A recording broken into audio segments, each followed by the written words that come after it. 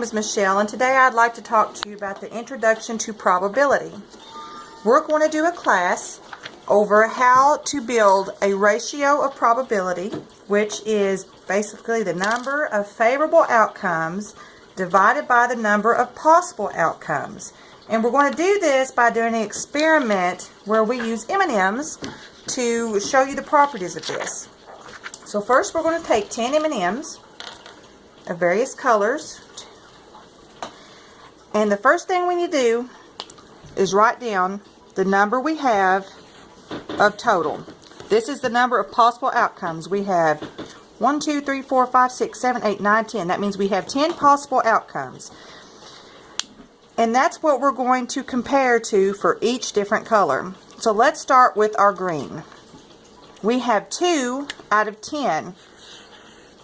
That is a favorable outcome. If we were to try to pull these randomly, we would have a possibility out of 2 out of 10 of pulling a green M&M. Now for red, we would have 3 of 10.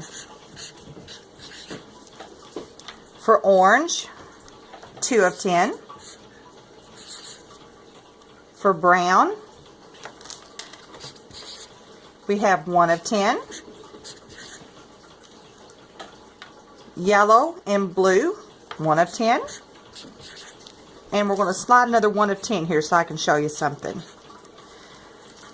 Now we have an account of each color that we're going to use.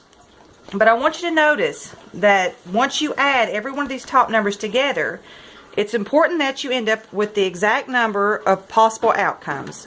So if we have 2, 3, 4, 5, 6, 7, 8, 9, 10 on top, then we have accurately counted the number of possible favorable outcomes for each color correctly.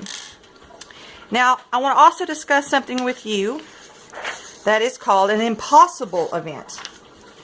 And an impossible event, being P equals 0, is when something just cannot happen from the type of favorable outcome that you have. So look, if we look at this and say, okay, how many purple M&Ms do we have? There is none. That's an impossible event. That means it cannot take place. But now, on the flip side of that, you have what is known as a sure event. Now, a sure event means that it will happen no matter what. So, an example of that would be, out of these 10, how many of these are M&Ms? All 10 of them. So that's what you call a sure event. Now this is just a very small representation of possibilities and probability, but I just wanted you to get accustomed to how these are built and what these numbers represent. Thank you.